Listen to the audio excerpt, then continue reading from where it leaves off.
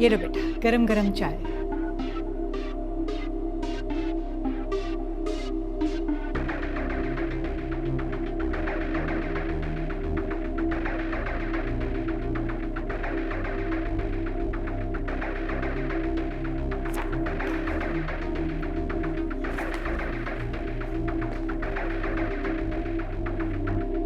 अमार बेटा। जी मिसेस मलिक, मैं एक्चुअली अभी आपकी एग्जीबिशन पे नहीं आ सकूंगी, बहुत ज़्यादा मसरूफ़ हुई हूँ। ठीक है, अगली बार से ही। ओके जी, खुदा हाफिज़।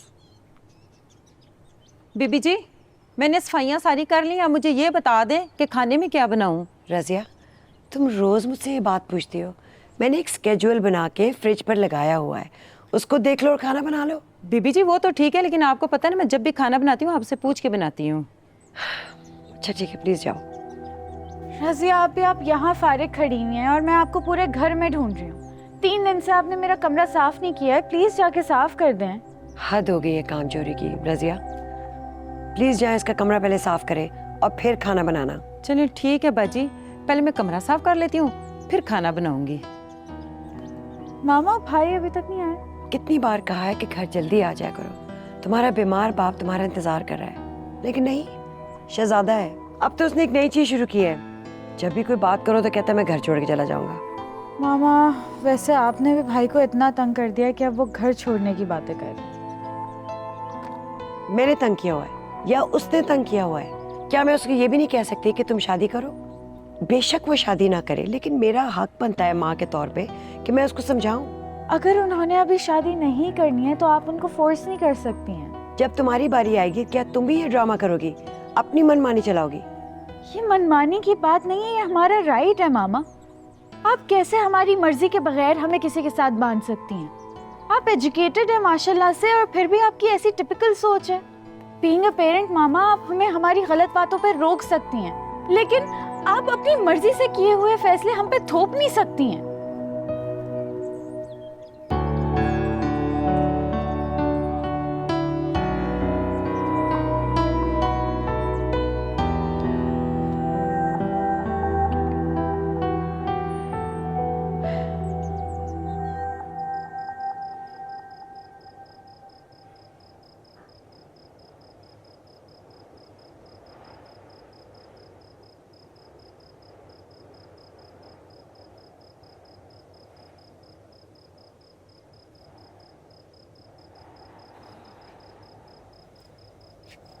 नताशा बेटा, तुम यहाँ अकेली क्या कर रही हो? नताशा, आपने कैसे उसको इजाजत दी कि वो मेरे कमरे में आ जाए? वो कैसे मेरी गैलरी में आके मेरी चीजों को हाथ लगा के जा सकते हैं मेरी इजाजत के बगैर? नताशा मुझे नहीं पता था बेटा। आप कहाँ पे थी उस वक्त? Sorry. No, I don't like sorries. Stop it.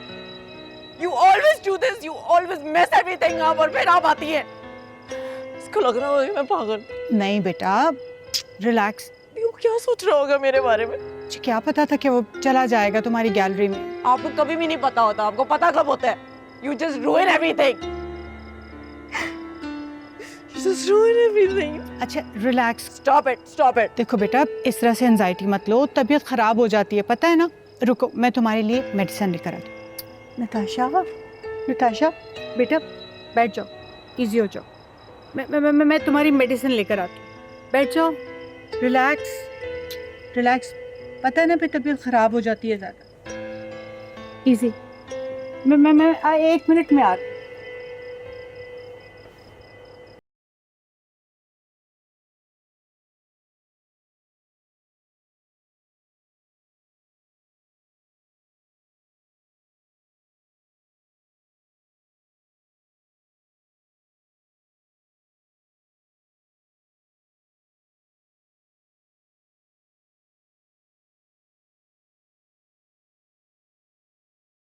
निहायत मेहरबान है, उसी ने कुरान की तालीम फरमाई, उसी ने इंसान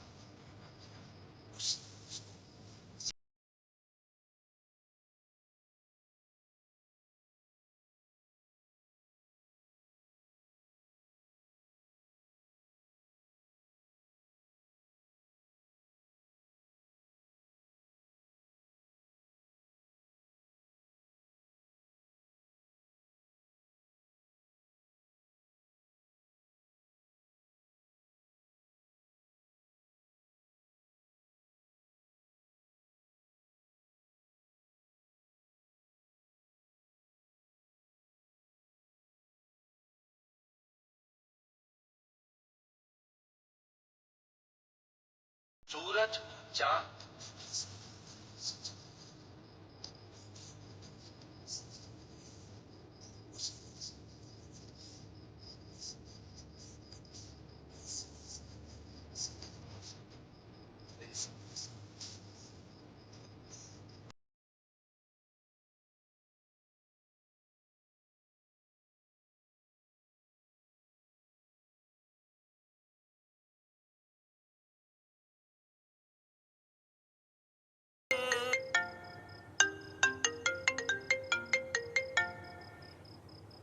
सुनाएं क्या चल रहा है मैडम?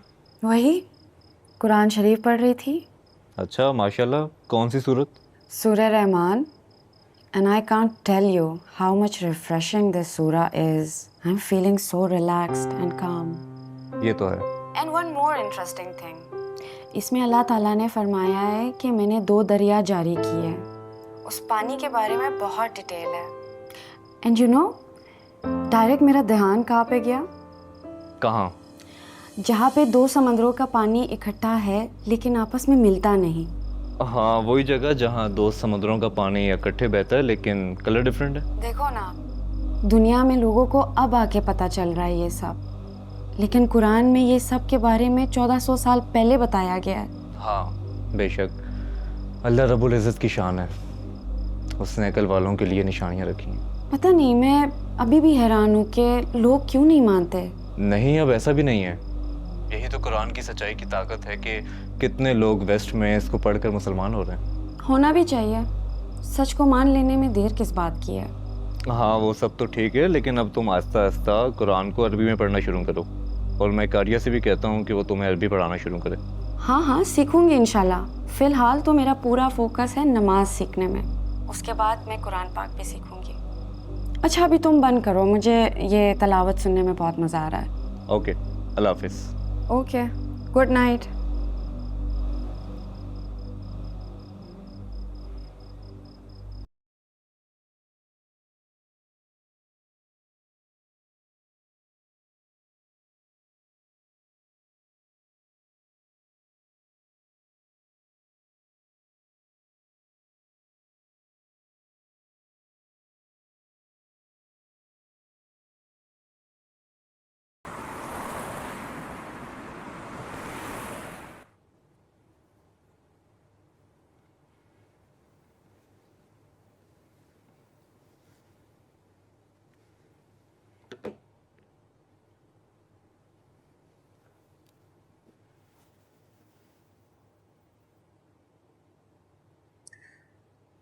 ये क्या हरकत है Natasha?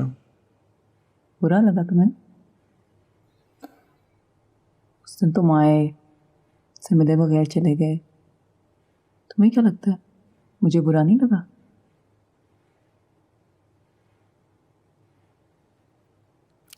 Don't act like this, Natasha. Act like what?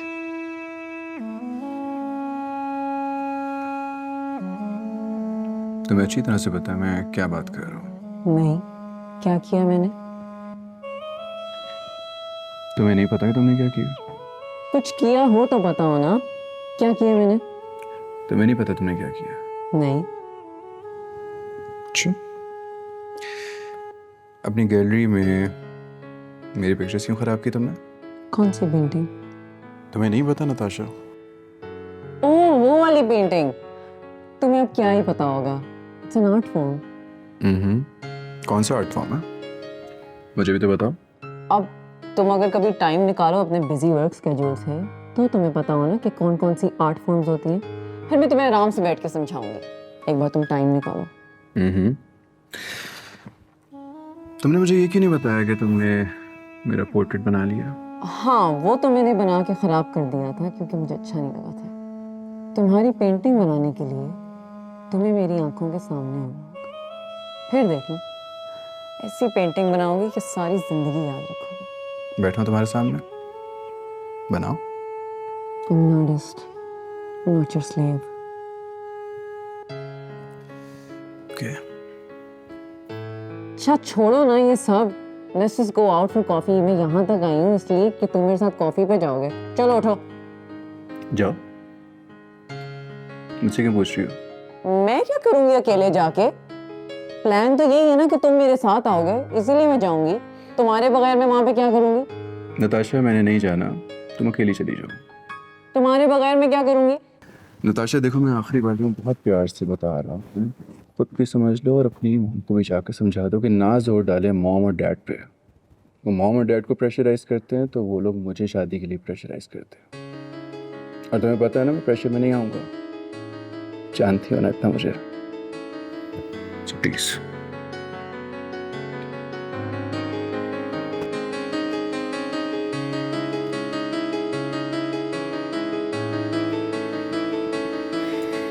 Stop it Natasha, हद होती है।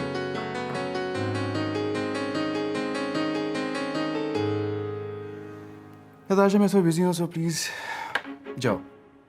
नहीं जाऊंगी मैं। अभी नहीं नताशा। कर लो जो करना है, नहीं जाऊंगी मैं यहाँ से।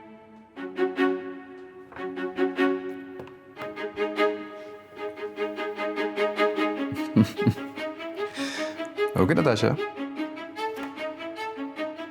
मेरी एक इम्पॉर्टेंट मीटिंग है, so I have to leave. And just by the way, you can have tea और कॉफी, व्हाटएवर यू लाइक। चलता हूँ।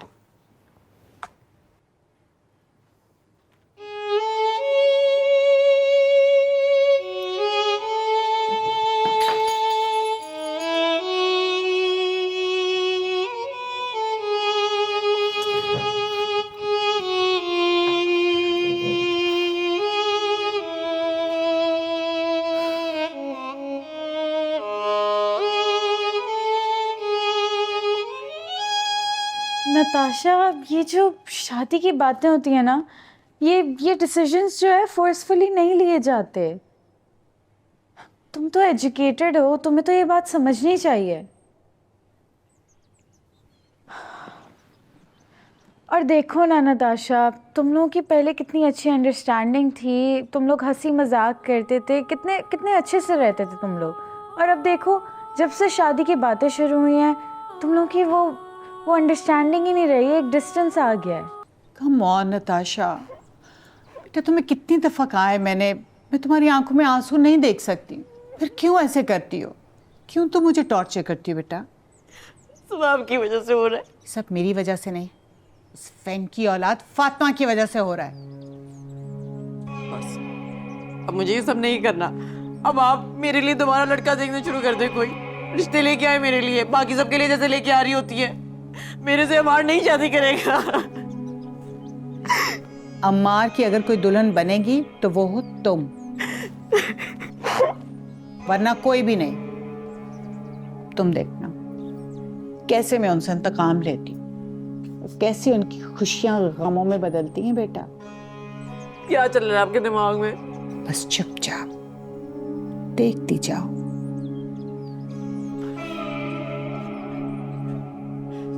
मुझे नहीं बनना आपकी स्कीम का पार्ट। बहुत जिल्लत बर्दाश्त कर ली है मैंने। मैं और अपना दिल नहीं दुखा सकती हूँ बार बार। बस करो ना बेटा, मिना मेरी जान, मत रो, मैं हूं ना तुम्हारे पास। Come on, don't be silly. जाओ जाके अच्छा सा फ्रेश हो के आओ, मैं तुम्हारे लिए ऑरेंज जूस लेकर आऊं। जाओ मेरे, बी स्ट्रॉन्ग, ओके?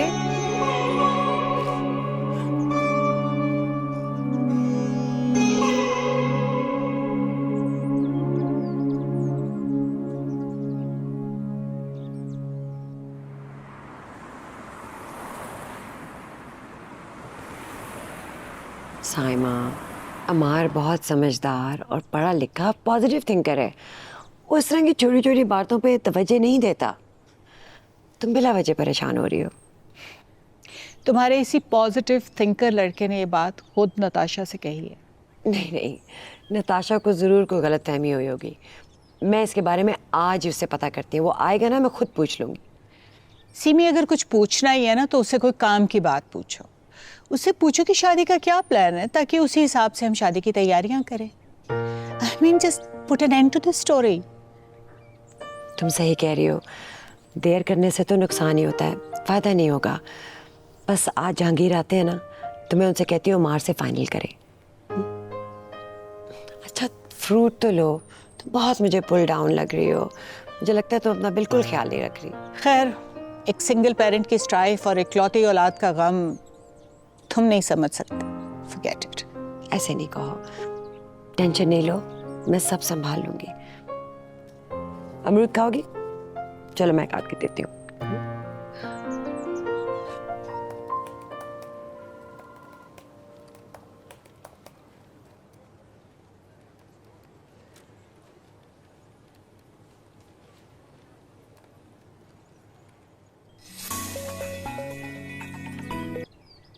हेलो।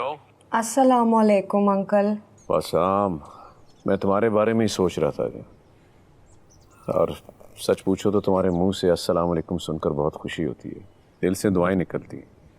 मैं तुम्हें ही याद कर रहा था। कैसी है मेरी बेटी?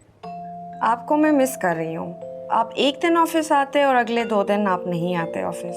क्या बताऊं बेटा, घर में बहुत से मसाइल जो इन लोगों ने फैलाए हुए हैं, बस उन पे काबू पा लूंगा जल्दी। आप प्लीज़ अगेन अपने आप को ऐसे किसी काम में ना फंसाए कि फिर आपकी तबीयत कोई ख़राब हो जाए।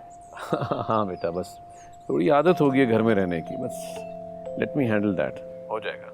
अच्छा ये बताओ कि अम्मार का काम कैसा चल रहा है? कुछ दिल लगा उसका या नहीं? दिल लगाने का तो मुझे पता नहीं, लेकिन फोकस भरपूर कर रहा है वो, और आइडियाज़ बहुत अच्छे, मेहनत भी बहुत अच्छा कर रहा है। हाँ ये तो बहुत अच्छे साइन है, गुड प्रोग्रेस। अब ऐसा तो नहीं है ना कि आप अम्मार को ऑफिस दे दें और फिर उसके बाद आप खुद अपनी रिटायरमेंट ले लें। अगर ऐसा कुछ है तो आपने मुझे बता देना है। क्यों, तुमने फिर से चाइना जाने का इरादा तो नहीं कर लिया? अब तक तो नहीं किया, लेकिन मुझे लगता है अब मुझे सोचना पड़ेगा। जाहिर है मैं यहाँ पे रुकी हुई थी बिकॉज आपको मेरी ज़रूरत थी। जरूर तो बेटा तुम्हारी हमेशा से रही थी। माना कि फैंक से रिश्ता मेरा खूनी नहीं था, लेकिन एक रूहानी ताल्लुक था, वो हमेशा रहेगा। अच्छा चलो मैं प्लान करता हूँ इसी वीक से कि मैं चक्कर लगा लिया करूँ, वरना यूं घर पड़ा रहा तो बीमार हो जाऊंगा। ओके अंकल, मैं अभी फ़ोन रखती हूँ, तो I will visit you on Sunday. इंशाल्लाह बेटा, you take care. Okay uncle, अल्लाह हाफिज़।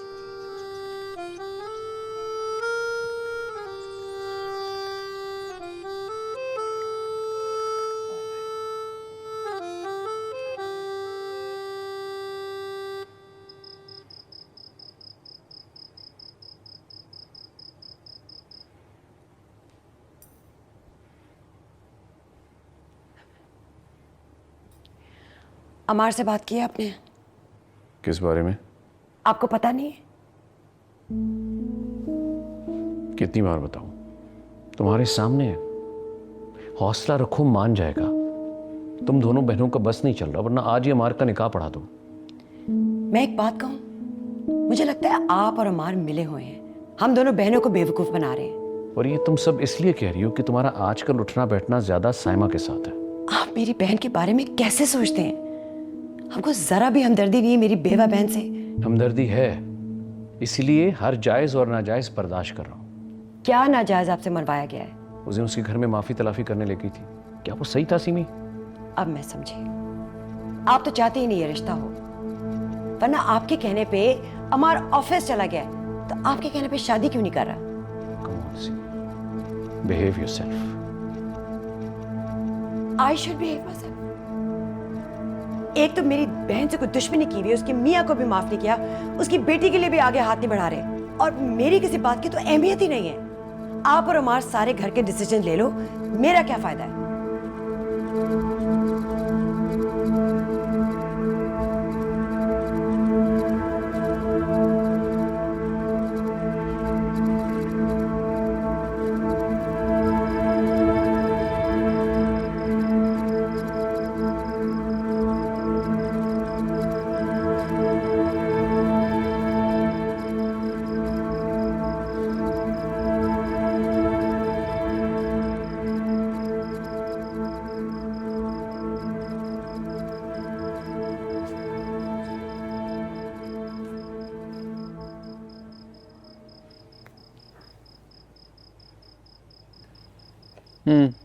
क्या है?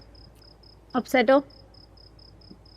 नहीं तो झूठे, तुम्हारी शक्ल से साफ पता चल रहा है तुम अपसेट हो। तुम इंजीनियरिंग पढ़ी हो या साइकोलॉजी पढ़ी हो? अच्छा बताओ, नताशा से बिल्कुल भी शादी करने में इंटरेस्टेड नहीं हो? बिकॉज उसकी साइड से she is madly in love with you. तो उसने हमेशा से तुम्हें इमेजिन किया है अपने हस्बैंड के तौर पे। She is willing to marry you, do you realize that? देखो मैंने कोई ख्वाब नहीं दिखाया उसे। She is just a cousin to me. तुमने ख्वाब नहीं दिखाए लेकिन खाला ने दिखाए हैं और मामा ने भी उन्हें सपोर्ट किया है। अब अचानक से वो किसी और को तुम्हारी जगह पे कैसे रख दे, तुम्हें कैसे रिप्लेस कर दे? हाँ, उसमें उस बेचारी की क्या गलती है? तुम्हें पता है तुम्हारा इनकार ना उसकी जान भी ले सकता है। First of all my dear sister, मैंने इनकार नहीं किया, मैंने वक्त मांगा। और दूसरी बात यह कि जिन लोगों ने उसको ख्वाब दिखाया है ना, वो भुगते। मेरे ऊपर क्यों आ रहा है सब कुछ? मेरी क्या गलती है? क्या अजीब बात कर रहे हो अम्मा? अजीब बात नहीं कर रहा मैं, सब सुनकर आ रहा हूँ मैं। ये लोग मेरी शादी नहीं करना चाह रहे बल्कि कुर्बानी का बकरा बना के खाला के सामने पेश करना चाह रहे हैं। नेकियां जो कमानी है इन लोगों ने। हाँ कह रहे हो, मुझे कुछ समझ नहीं आ रहा है। बकरा बनाना चाह रहे, कुर्बानी करना चाह रहे, क्या हो गया है? छोटी सोच है ना तुम्हारी, तुम्हें नहीं समझ आएगा। अब प्लीज नहीं समझ आ रहा है तो जाओ अंदर, मुझे ब्लैकमेल मत करो, जाओ। अमार चलो, मैंने ना आइसक्रीम निकाल के रखी है हम लोगों के लिए, हम मूवी देखते हैं, ठीक है? मुझे ना मूवी नहीं देखनी, जाओ प्लीज चलो ना, तुम्हारा मूड भी ठीक हो जाएगा। आ जाओ, चलो। अच्छा मैं आ रहा हूँ, आ जाता हूँ, जाओ। आई एम वेटिंग, मैं वेटिंग। मूवी लगा दूंगी मैं।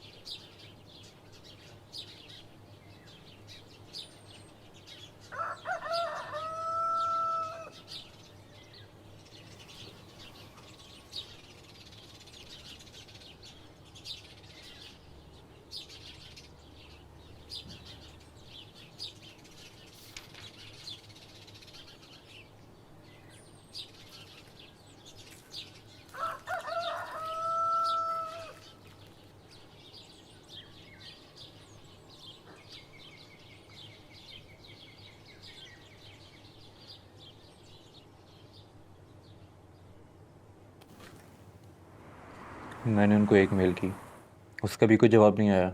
फिर दूसरी मेल की, ओके उसका भी नहीं आया जवाब। फिर मैंने उनको टॉप अर्जेंट करके सेंड किया, देन फिर भी नहीं आया। कैसे लोग हैं? एग्जैक्टली। ओ मेरी असर की नमाज की टाइम हो गई है, मैं जा रही हूँ। अब भी अजान भी नहीं हुई है।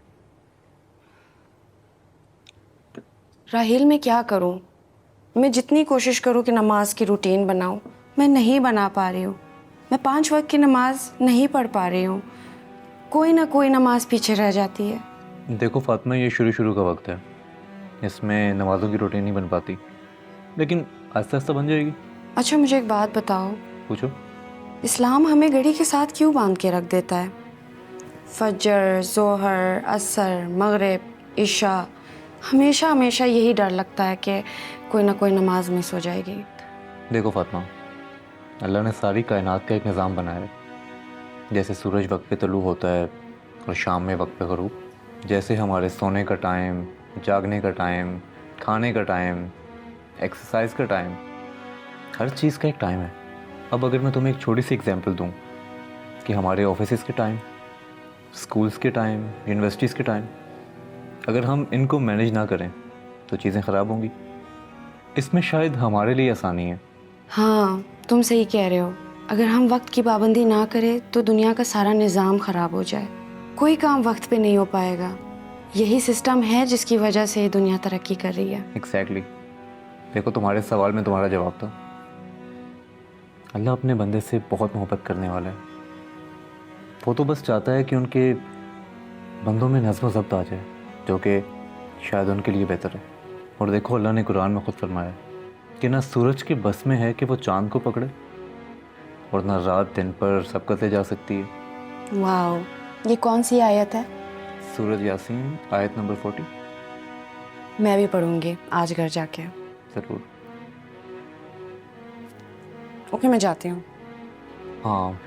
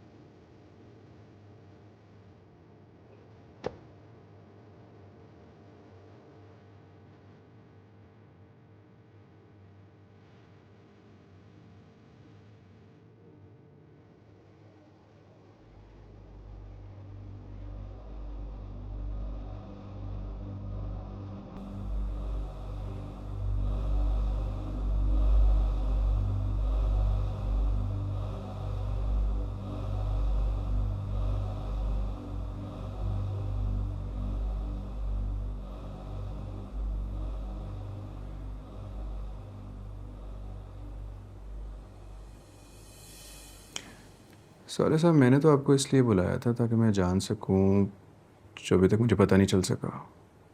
आखिर ऐसा क्या हुआ था नताशा के डैड और डैड के दरमियान जो मुझे पता नहीं चल सका?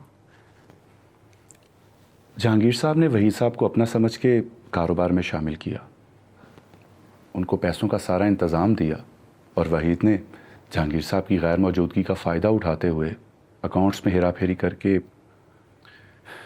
10 करोड़ रुपए का गबन किया। तो ये सब कुछ डैड को कैसे पता चला? वो तो यहाँ थे ही नहीं।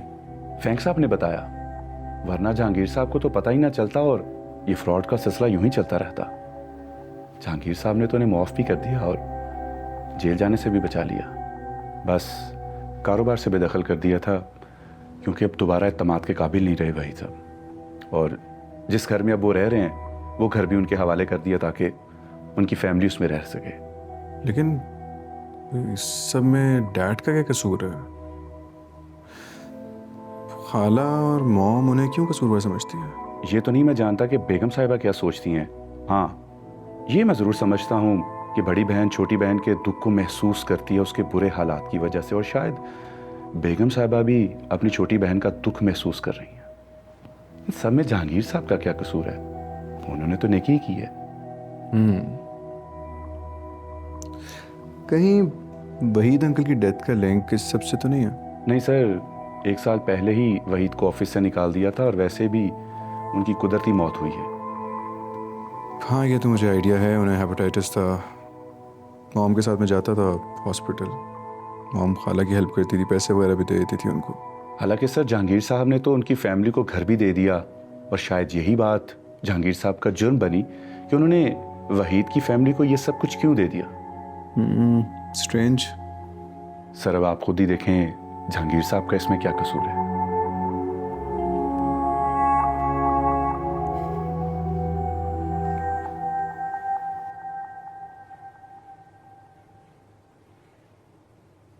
Hello, how are you?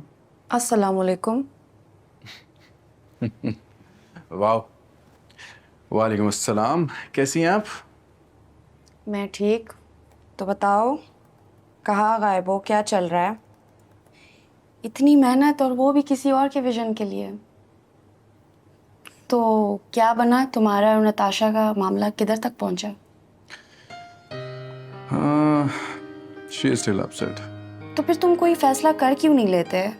At least take a decision and move on. कैसे फैसला लूँ? हारे को जा के समझाऊं कि अभी मुझे शादी नहीं करनी, अभी मैंने करियर सेट करना है अपना। तो फिर हाँ या ना कुछ तो कहना पड़ेगा ना। आई टोल्ड यू ना, I am not interested in her. Cousin है मेरी, दोस्त ज़रूर है, लेकिन इस तरह की फीलिंग्स नहीं है। अगर तुम लोगों की फैमिली ने ये सेटअप ऐसे बना ही लिया है तो उसमें नताशा का क्या कसूर है? ऑब्वियसली उसकी भी गलती नहीं है, but I am just taking my time. Okay, wish you all the best.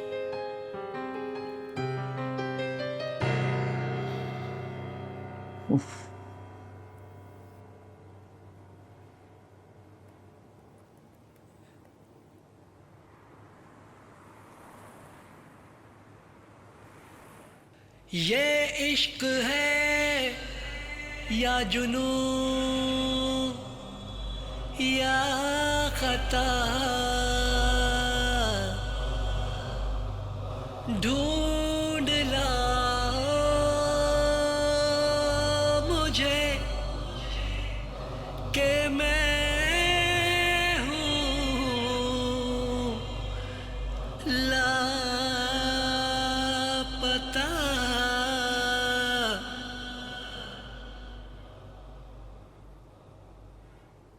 मुझे ना यार तेरी हालत पे अफसोस होता है। पैसा है पर तुझे चाहिए नहीं, रिश्ता है और तुझे करना नहीं। वो सियाने कहते हैं ना कि अल्लाह ताला अगर नेमत दे तो उसे इस्तेमाल करने की तौफीक भी दे। मैं तुझे क्या समझाऊं और तुझे क्या समझ आएगी? तेरा लेवल ही नहीं है वो। हाँ भाई, हम तेरी तरह नहीं है ना, नेक्स्ट लेवल के। हम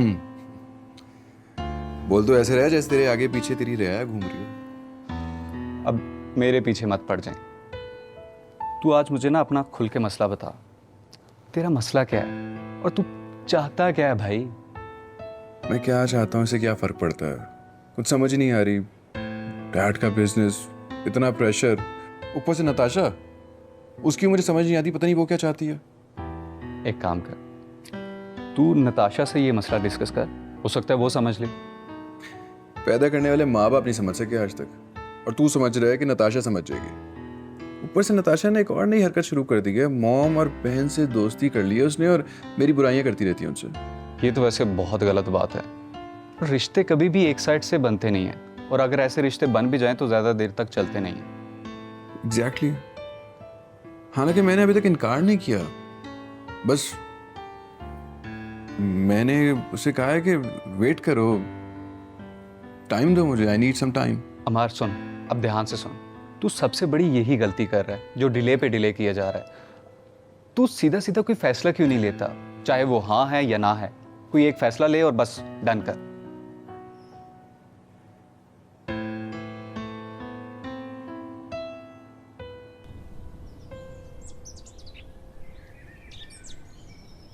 कहाँ थी आप इतने दिनों से? इतने दिनों बाद आई है जिया। मैं आपसे I'm sorry फातिमा, मैं आपसे बहुत नाराज हूँ। It's okay. होता है, शुरू शुरू में वक्त लगता है चीज़ों को सीखने में। नहीं, honestly I'm trying my best and it's just I'm sorry. खैर, anyways मुझे बताओ कि आजकल कौन सा किताब पढ़ रही हो तुम? कुछ भी नहीं, सेम ओल्ड। आजकल मैंने बुक्स पढ़ना बंद कर दिया है and I am reading plays and I have been reading this amazing play and you need to guess which one. Don't tell me कि तुम शेखौफ की The Three Sisters पढ़ रही हो। You got it. Did you read it? Oh my God. It's amazing. The way he explained this intense emotions into very simplified manner. Wow, amazing. Yeah. And honestly, like उन तीनों बहनों की life जैसे change हो जाती है उनके father की डेथ के बाद।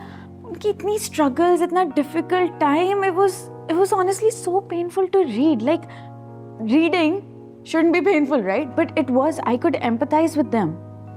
Exactly. This is how life is. And you know how they were going back to their hometown और वहाँ पे उनकी भाभी, मतलब मुझे हंसी आ रही थी ये सोच के कि वहाँ पे भी ऐसा हो सकता है। Anyways, आप बताएं, आप क्या पढ़ रही हैं आजकल? मैं आजकल ये कोई आम किताब नहीं पढ़ रही हूँ।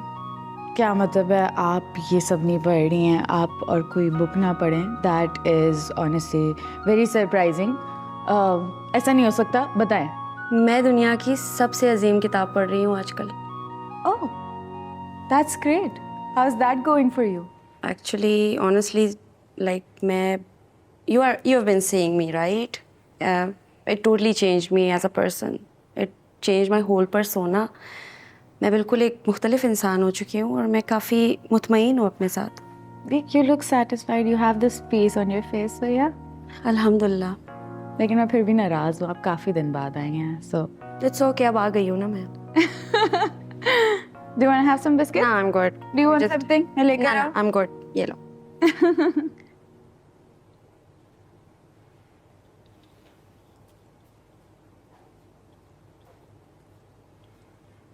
आंखें काफ़ी डार्क लग रही है। हाँ मैं तुम्हारी आंखों की बात कर रहा हूँ।